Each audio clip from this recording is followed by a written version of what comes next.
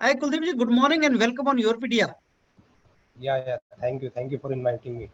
Okay, so this entire session is related to the recent exam, which is declared by Office of CGPDTM, which we say Controller General Patent Design and Trademark. And the post for which this exam is being conducted is Examiner Patent and Design. And Kuldeep जी, आप इस department में सर्व कर रहे हैं काफी time से, और presently आप पोस्टेड हैं as assistant controller of patent and design in Delhi. तो आपका जो इतना एक्सपीरियंस है इतने साल का, वो बहुत हेल्पफुल रहेगा स्टूडेंट्स को ये जानने के लिए कि ये पोस्ट क्या है, ये एग्जाम कैसा है। और क्योंकि आपने खुद ही एग्जाम लिखा है और उस टाइम पे भी प्रिलिमिनरी एंड मेंस ही पैटर्न था, दो इंटरव्यू उस टाइम पे नहीं था, लेकिन उस टाइम पे ये प्रीलिम और मेंस था। तो हम सारी चीज आपसे जानेंगे सो दैट स्टूडेंट्स जो इस एग्जाम को लिखना चाहते हैं उनको एक डिटेल में आइडिया लगे and they can go for this exam. So now I start, but in the starting we would like to know little bit about you. आप अपने बारे में थोड़ा सा बताएं so that we proceed forward after that. ठीक। Thank you for giving me this opportunity, ताकि मैं स्टूडेंट्स के सामने अपना एक्सपीरियंस शेयर कर सकूं और ताकि उनको फ्यूचर में इस एग्ज़ाम को क्लियर करने में थोड़ी हेल्प मिल सके। ठीक है, यस। तो सबसे पहले मैं अपना इंट्रोडक्शन से स्टार्ट करता हूँ। मैंने बीटेक मैकेनिकल इंजीनियरिंग से मैंने बीटेक किया है। उसके बाद में मैंने जैसे कि सब लोग करते हैं कि कहीं भी प्लेसमेंट नहीं होता है तो गेट और ईएस की तैयारी के लिए चले जाते हैं। तो मैंने भी वही किया, गेट और इंजीनियरिंग सर्विसेज की तैयारी के लिए फिर मैंने कोचिंग में एडमिशन लिया और उसके बाद में मैंने इनकी प्रिपरेशन की। उसके बाद में 2015 के अंदर मैंने गेट का एग्ज़ाम भी दिया, ईएस का भी दिया, और साथ ही साथ और जो मैकेनिकल से रिलेटेड जो भी एग्ज़ाम्स आ रहे थे वो सब मैंने दिए थे। तो उस टाइम पे मेरे सामने फिर यही एक वैकेंसी आई थी, controller general of patents and design, और as a examiner of patents and design. तो फिर मैंने इसके लिए अप्लाई किया। उस टाइम पे मेरे को भी ज़्यादा नॉलेज नहीं था, जैसे कि अभी सभी स्टूडेंट को कन्फ्यूजन है कि examiner of patents and design क्या होता है। सेम उसी कंडीशन में मैं भी था जब मैं प्रिपरेशन कर रहा था। तो उसके बाद में मैंने उस एग्ज़ाम के लिए अप्लाई किया। तो उसकी मेरी जो प्रिपरेशन थी सेम, उसके लिए मेरा कुछ अलग पैटर्न नहीं था। सेम गेट और इंजीनियरिंग सर्विसेज मेरा मेन फोकस वही था कि मेरे को, अच्छा सब अगर मेंस एग्जाम है वो सब्जेक्टिव है, डिस्क्रिप्टिव टाइप है, तो मेरे को क्या करना है कि इंजीनियरिंग सर्विसेज का जो भी मेंस जो डिस्क्रिप्टिव टाइप्स होते हैं उसके प्रीवियस ईयर के क्वेश्चन जो भी है वो मैंने उसके लिए प्रिपेयर किए। और गेट के अंदर भी जो डिस्क्रिप्टिव टाइप के क्वेश्चन आते हैं जिसमें न्यूमेरिकल्स में आंसर फिल करने होते हैं, तो वो उस टाइप के मैंने क्वेश्चन थे वो उसके लिए प्रिपेयर किए। बाकी प्रीलिम्स एग्जाम के लिए मैंने बेसिक जीके, रीजनिंग, एप्टीट्यूड में और बेसिक जनरल इंग्लिश और करंट अफेयर, इन सब के लिए मैंने जो इंजीनियरिंग सर्विसेज के लिए कर रहा था प्रीलिम्स के लिए तैयारी, सेम वही तैयारी मैंने उसके लिए रखी। ठीक है, ओके। उसके बाद में मेरा प्री जब क्वालिफाई हो गया था, क्योंकि मैं जस्ट रिकॉल कर पा रहा हूँ 150 में, आउट ऑफ 150 मेरे मार्क्स शायद 87 टू 87 या 88 के आसपास थे, एग्जैक्ट मैं रिकॉल नहीं कर पा रहा हूँ। ठीक है, ओके। तो हाँ उस टाइम पे बट वैकेंसीज जो थी मैकेनिकल की वो अराउंड 140 या 150 के आसपास थी, बैकलॉग ओके। वैकेंसीज में लाके। ठीक है, ओके। बट इस टाइम मैंने जब रिक्रूटमेंट नोटिफिकेशन देखा उसमें 99 वैकेंसीज है मैकेनिकल की। ओके। ठीक है, और सब कैटेगरीज में लाके। ठीक है, हाँ जी। तो प्रीलिम्स के अंदर मैंने क्वालिफाई किया, और आपको मैं बता दूं कि प्रीलिम्स जो एग्जाम है वो ओनली क्वालिफाइंग है। हाँ जी। उसका जी, उसका आपका जो मेन जो स्कोर बनेगा आपका बाद में, उसमें कोई भी रोल नहीं रहेगा। वो जस्ट ओके। आपका एक क्वालिफाइंग स्टेज है। उसके बाद आपको मेंस एग्जाम में लिखना पड़ेगा। पहले क्या होता था, जब मैंने 2015 में एग्जाम दिया था तो पेपर 1 एंड पेपर 2 होते थे। पेपर 2 तो जैसे कि इस बार हो रहा है, पेपर 2 डिस्क्रिप्टिव है 3 आवर का, 300 मार्क्स का, सेम वैसा ही पेपर 2 उस टाइम पे था।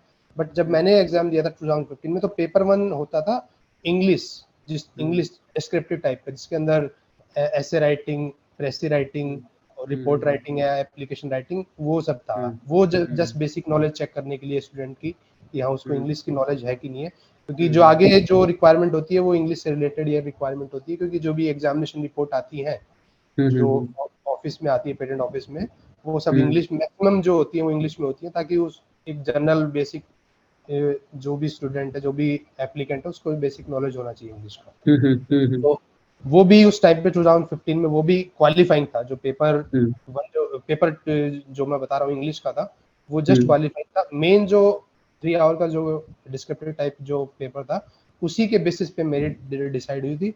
उसके बाद में डॉक्यूमेंट वेरिफिकेशन के लिए बुलाए गए थे। इंटू 5 जितनी वैकेंसी थी उनके इंटू 5 जो कैंडिडेट थे वो बुलाए गए थे, उनका डॉक्यूमेंट वेरिफिकेशन हुआ था, उसके बाद में फाइनल मेरिट डिस्प्ले कर दी गई थी। ठीक है, तो उसके बाद में सिलेक्शन होने के बाद में मेरा सिलेक्शन हो गया था। उसके बाद में हम सब लोगों को बुलाया गया था ट्रेनिंग में। तो क्योंकि जैसे कि मुझे बिल्कुल मतलब थोड़ा बहुत नॉलेज था कि what is a patent and how to file for a patent in India, तो थोड़ा बहुत बेसिक नॉलेज था। और जब मैं एग्जाम की प्रिपरेशन कर रहा था तो मैंने थोड़ा सर्च भी कर लिया था कि पेटेंट के बारे में थोड़ा देख लेते हैं। हालांकि उस टाइम पे जो पेटेंट के बारे में है कुछ पूछा नहीं गया था एग्जाम में, जैसे कि इस बार पूछा गया। हाँ जी। इस बार अलग से आप देखेंगे आईपीआर सेक्शन है, 20 हाँ, मार्क्स का। IPR section. जी जी। तो उस टाइम पे ऐसा कुछ नहीं पूछा गया था। इस टाइम इन्होंने जो एग्जाम कंडक्ट करा रही है QCI, quality council of India, उन्होंने इस बार ये सेक्शन भी ऐड किया है। तो उस टाइम पे मैंने ऐसे ही गूगल पे नॉर्मली देखा था कि what is patent, how to file for a okay. Patent in India, तो वो बेसिक नॉलेज था। बाकी ट्रेनिंग के अंदर आप ऐसा मत सोचिए कि मेरे को पेटेंट के बारे में नहीं पता है तो मैं आगे जॉब कर पाऊंगा आगे नहीं कर पाऊंगा, ऐसा कुछ नहीं है। उसके लिए प्रॉपर एक ट्रेनिंग ट्रेनिंग ऑर्गेनाइज होगा। करना। जी जी, प्रॉपर एक ट्रेनिंग होगा। उस प्रॉपर ट्रेनिंग के अंदर आपको पूरा जो आप वर्क करेंगे फ्यूचर में as a examiner of patent and design, वो आपको पूरा वर्क कैसे करना है, आपके जो सीनियर्स रहेंगे, मेंटर्स रहेंगे, वो आपको पूरा प्रॉपर गाइड करेंगे कि आपको कैसे एग्जामिनेशन करना है। जो भी पेटेंट एप्लीकेशन आती है ऑफिस में उनका एग्जामिनेशन कैसे करना है। कुलदीप जी, ये सारे जो पॉइंट्स हैं ये मैं आपसे एक एक करके डिस्कस करूंगा।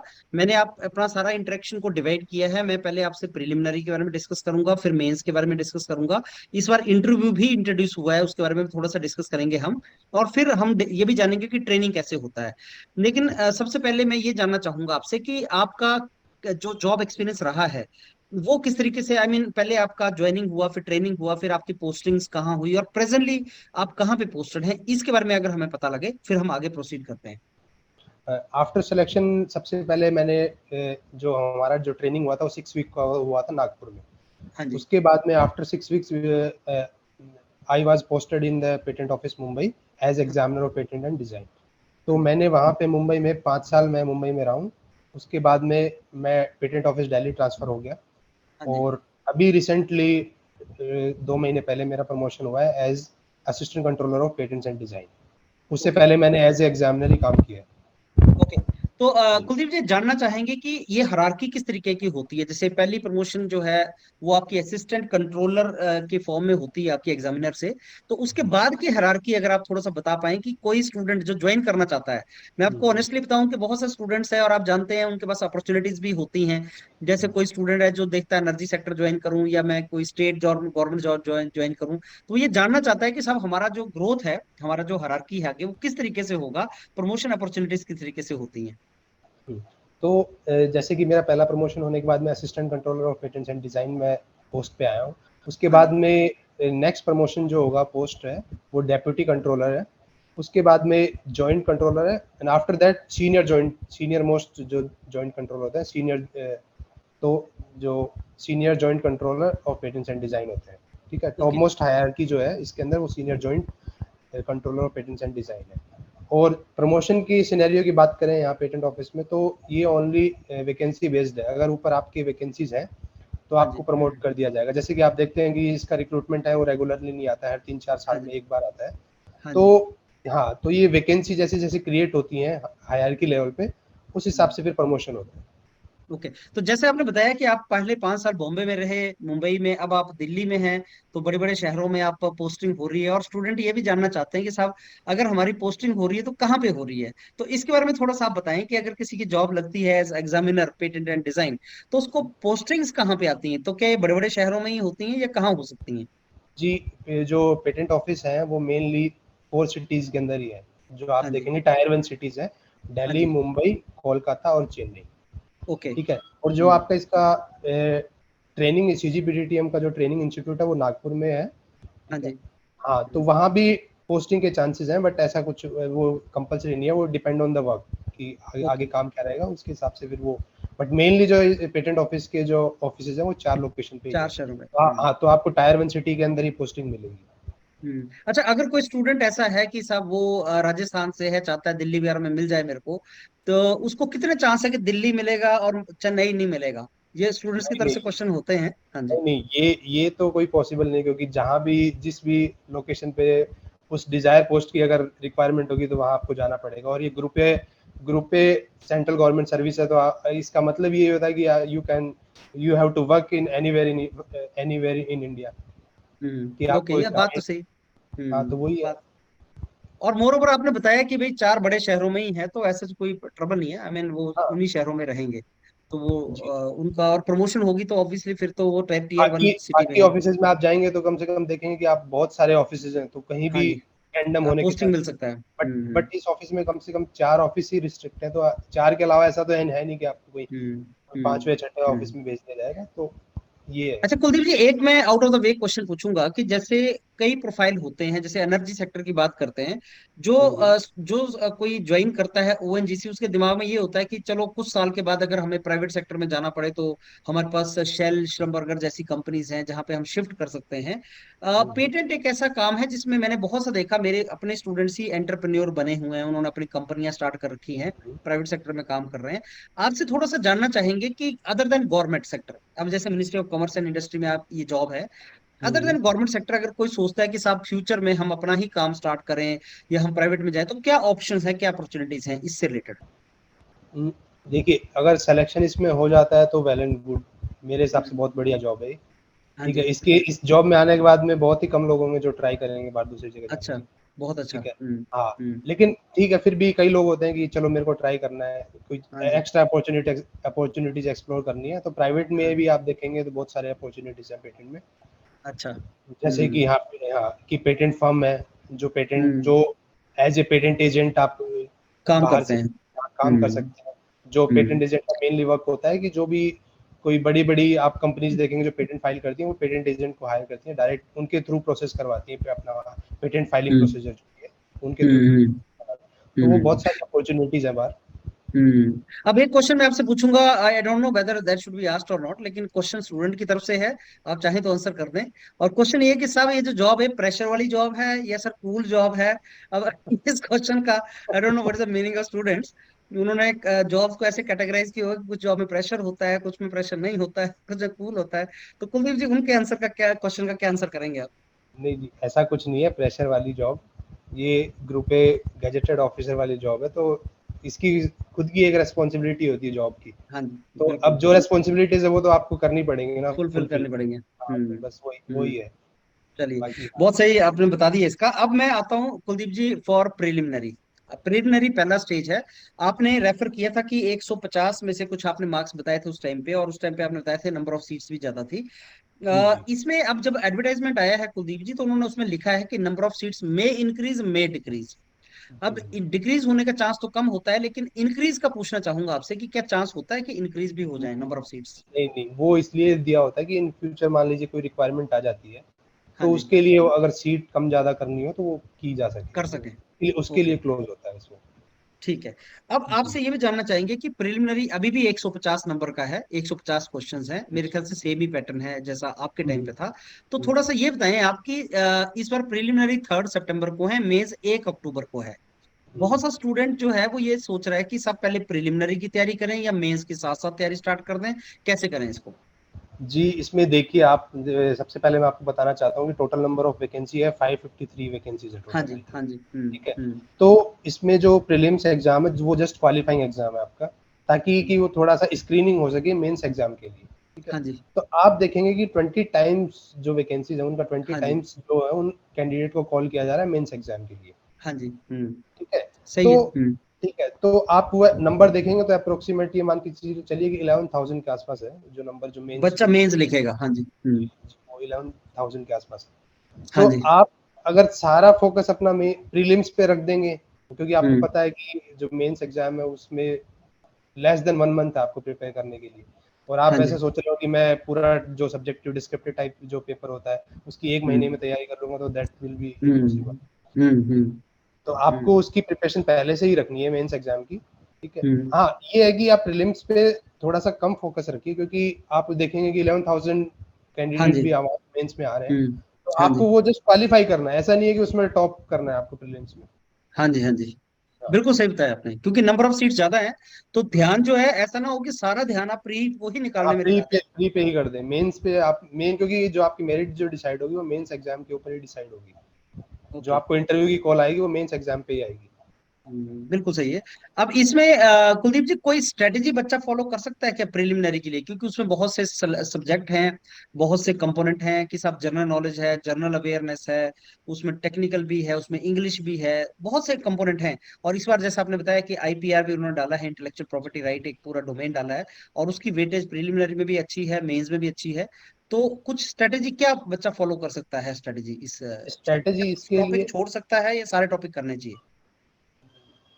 आप अगर देखिए, कोई जो स्टूडेंट जो इसके लिए ऐसा तो है नहीं कि डायरेक्ट इसी की प्रिपरेशन के लिए आया है, क्योंकि हाँ जो जी। भी प्रिपरेशन कर रहे होंगे पहले उन्होंने किसी ने इंजीनियरिंग सर्विस भी दिया होगा, गेट भी दिया होगा, या फिर बाकी करेक्ट। पीएसयू के जो एग्जाम होते हैं वो भी दिए इवन होंगे। बैंकिंग वगैरह की तैयारी कर रहे हैं हाँ, स्टूडेंट्स, आईएएस की तैयारी कर रहे हैं। हाँ, तो बैंकिंग वैंकिंग की भी तैयारी करते हैं तो आप basic general knowledge, current affair, ये सब तो रीजनिंग एप्टीट्यूड ये तो सब तो करते ही है। तो हाँ वही जी। आप वही वही आप कंटिन्यू करिए।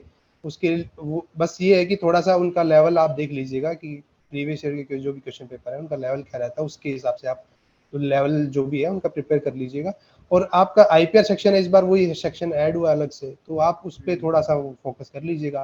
वो उसमें भी इतना मेन रोल ज्यादा प्ले करेगा। हाँ, हम्म। उस नहीं, नहीं, वो मेन रोल प्ले नहीं करे, उसपे भी इतना फोकस करने की जरूरत नहीं है कि आप बाकी एप्टीट्यूड रीजनिंग पे बाकी छोड़ ध्यान दें। नहीं दे रहे, अकेले आईपीआर पे ही आप फोकस कर रहे हैं, तो आप देखेंगे 15 मार्क्स का है, तो अगर आप हाँ जी, हाँ 15 जी। मार्क्स में अगर आउट ऑफ 10 भी ले आते हैं तो that will be a good score. काफी है।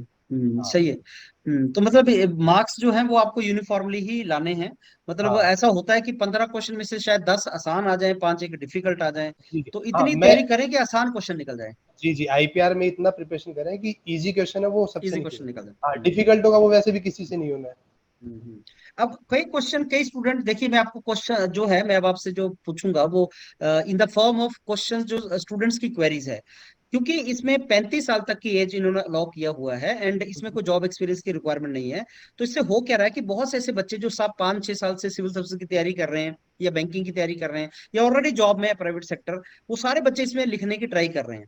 कुछ लोगों की स्ट्रेंथ, जो साहब सिविल सर्विस की तैयारी कर रहा है, वो बोलता है कि मैं जनरल स्टडीज, जनरल अवेयरनेस में बहुत अच्छा हूँ, लेकिन टेक्निकल मैंने छोड़ रखा है बहुत टाइम से। तो ऐसे अलग अलग बच्चों की क्वेरी है कि मैं इसमें स्ट्रॉक हूँ, जैसे कोई इंजीनियरिंग सर्विसेज की तैयारी कर रहा है या गेट की तैयारी कर रहा है, उसने जनरल अवेयरनेस कभी नहीं पढ़ा, उसने जीके कभी नहीं पढ़ा। तो ऐसे बच्चे ये पूछ रहे हैं कि साहब हम इस सेक्शन को छोड़ दें या ध्यान लगाएं तो कितना लगाएं, कुछ सेक्शन हमारे बहुत स्ट्रांग हैं और कुछ हमारे बहुत ही वीक हैं। तो किस तरीके से इसको बैलेंस करें कि हम ओवरऑल हमारा क्वालिफाई कैटेगरी में चला जाए? देखिए, आप मेंस अगर देखेंगे, क्योंकि आपका मेरिट उसी बेसिस पे बनेगा, तो मैं हाँ मेंस जी। की बात करता हूँ डायरेक्ट। प्रीलिम्स हाँ तो जी। आप जो भी है वो तो आपको करना ही पड़ेगा। हाँ बट जी। आज मेंस में अगर आप देखते हैं यार, आप यदि आपका टेक्निकल कुछ ज़्यादा ही एक्स्ट्रा ऑर्डिनरी अच्छा है, तो हाँ जी। आप ये है कि जो पेपर 1 जो मेंस में जो पेपर हाँ। 1 होगा, उसका हाँ जी। थोड़ा-सा ये है कि कम वेटेज दे सकते हैं उसको। क्योंकि हाँ जी। बैलेंस आउट तो आपको कहीं न कहीं करना पड़ेगा ना। हाँ जी। हाँ क्योंकि जी। ऐसा नहीं है कि आपका एक पूरा वीक सेक्शन है तो आप पूरा उसको छोड़ दें और दूसरे सेक्शन में हाँ। पास। लेकिन आपको बिल्कुल बैलेंस आउट करना पड़ेगा कि हाँ, सही है। और उसी स्ट्रैटेजी के हिसाब से आपको प्रिपरेशन करनी है, क्योंकि आप देखेंगे 300 मार्क्स का है जो टेक्निकल जो आपका सही रहेगा, है। तो सही है। उसके अंदर स्कोरिंग के चांसेस है मेरे हिसाब से ज़्यादा रहेंगे, क्योंकि वो हम्म। आपका सब्जेक्ट एक्सपर्टीज भी है। अगर हम्म। किसी स्टूडेंट ने अगर मान लीजिए कि अगर हम्म। टेक्निकल है वो छोड़ा हुआ है 3-4 साल से हाँ और जी। उसका हाँ जी। नॉन टेक पे थोड़ा सा अच्छा कमांड है, तो वो हाँ नॉन जी। टेक वाले पे फोकस करे, बट इतना ही फोकस ना करे, क्योंकि उसका कम वेटेज है। हम्म। आप पेपर 1 देखेंगे तो आप उसका कम सही वेटेज है। है। तो हम्म। उसको, जिसका अगर नॉन टेक पे अच्छा कमांड है, वो उसका प्रिपरेशन करे, लेकिन ज्यादा टाइम टेक्निकल वाले को दे। हम्म। मेन वेटेज तो उसका यहाँ है। से यहाँ से दो इंपॉर्टेंट पॉइंट्स निकले हैं। एक, कि वेटेज जो है मेंस में क्योंकि एक चीज हमारी डिस्कशन से जो क्लियर हो रही है वो ये है कि साहब हमें नौकरी लेनी है तो मेंस निकालना पड़ेगा, जी, प्रिलिमिनरी निकालना हमारा टारगेट नहीं है। हाँ, यस, प्रिलिमिनरी में इतनी जरूर मेहनत करें कि हमारा निकल जाए, पास हो जाए, चाहे हम लास्ट कैंडिडेट हैं पास होने वाले, क्योंकि उसके मार्क्स ऐड नहीं होंगे। तो हमें जी, ऐसा स्मार्ट स्ट्रेटेजी बनाना है कि प्री निकल जाए, और हमें मेन जो मेहनत करनी है वो मेंस की करनी है, क्योंकि उसके मार्क्स ऐड होने हैं।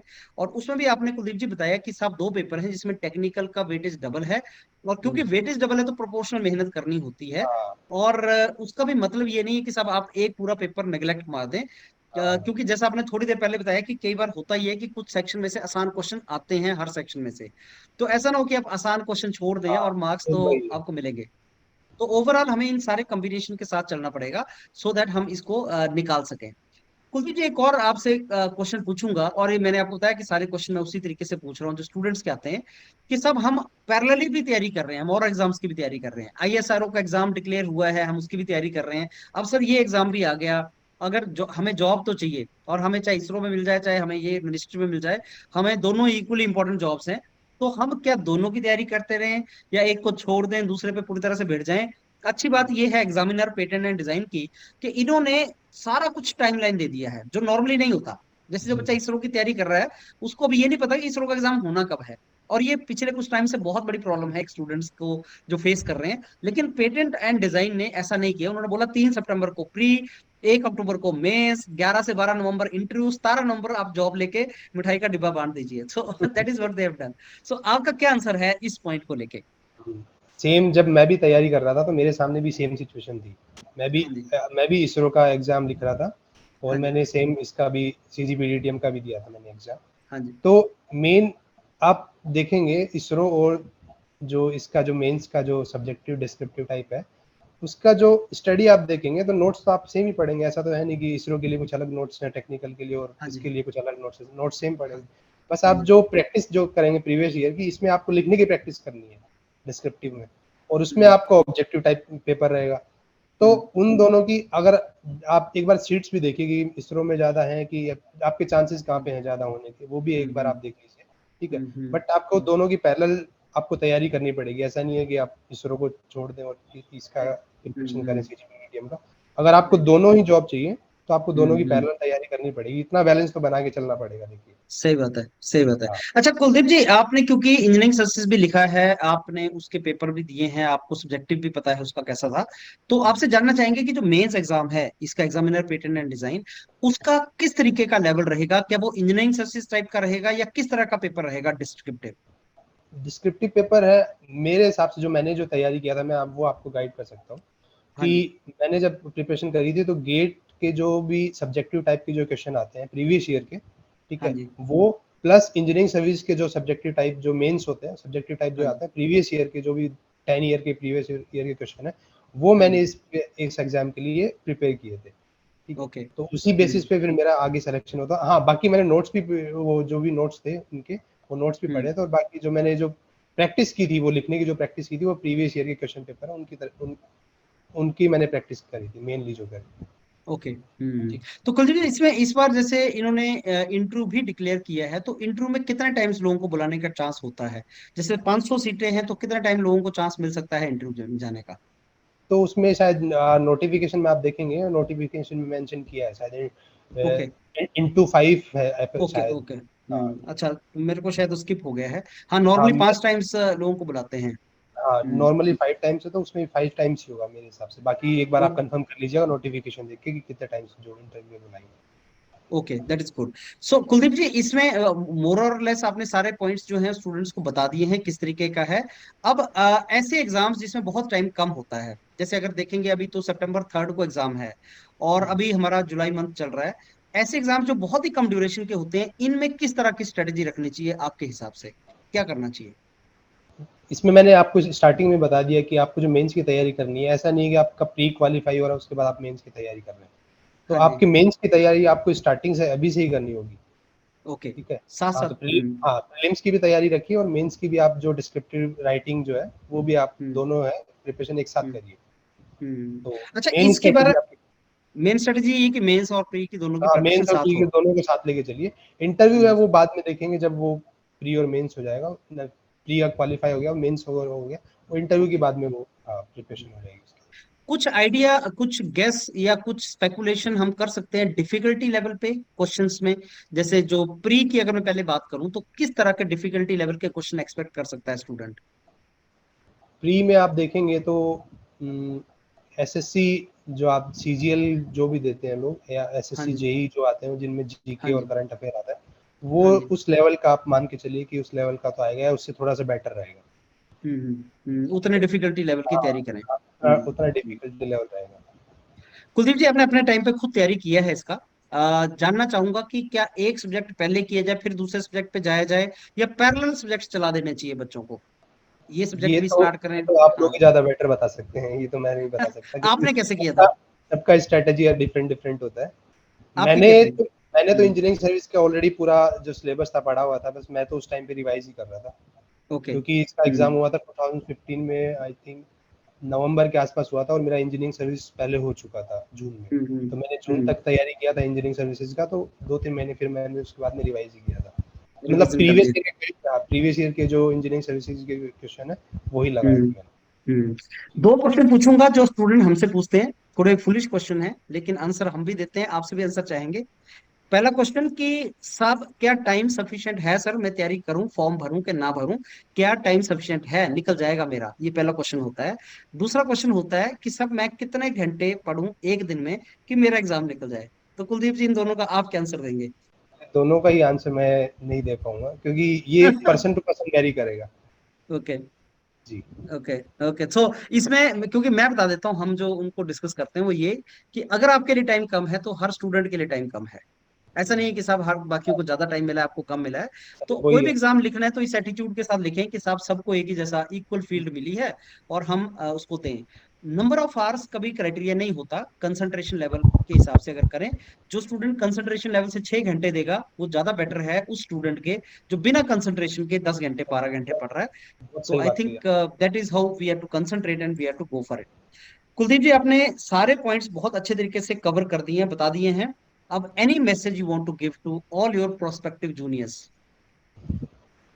मैं एक ही मैसेज देना चाहूंगा कि ये एग्जाम इतना भी डिफिकल्ट नहीं है कि आप लोग सोच रहे हो कि इतना जल्दी इतना फास्ट फॉरवर्ड ये एग्जाम किया जा रहा है तो हम प्रिपरेशन कर पाएंगे कि नहीं कर पाएंगे। हाँ तो जी। इतना भी डिफिकल्ट नहीं है। आप मेन जो भी है आप इसकी फोकस होकर अगर इस पे एग्जाम की प्रिपरेशन करेंगे तो आप सबका जरूर निकलेगा।